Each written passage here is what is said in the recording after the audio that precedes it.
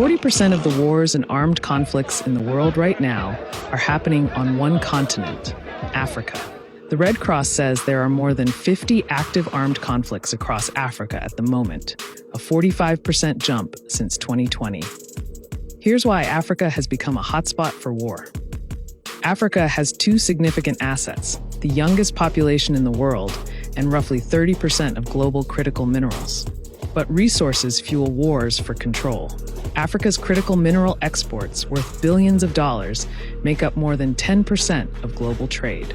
At the same time, millions of young Africans are unemployed or earn below the poverty line. Militias and other groups exploit that despair to recruit. Climate change is also a significant factor, driving a competition over natural resources such as water, land, and food.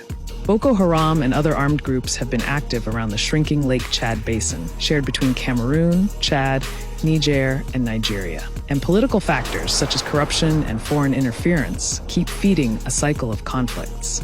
All the fighting has forced more than 45 million people from their homes, more than 1/3 of all displaced people in the world. Sudan is now the world's largest displacement crisis. Over 14 million people had to leave their homes. That's 1 in 3 Sudanese. The M23 rebel group has reignited a war in the mineral-rich east of the Democratic Republic of the Congo.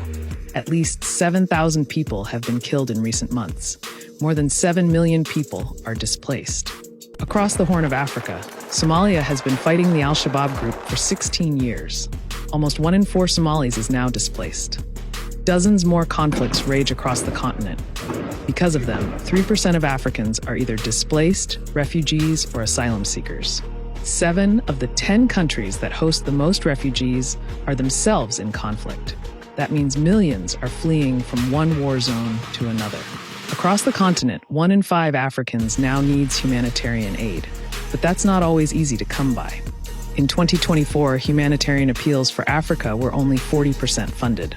The Trump administration has cut aid, and European donors also reduced their contributions. At a time when Africa is facing urgent challenges, much of the world is looking away.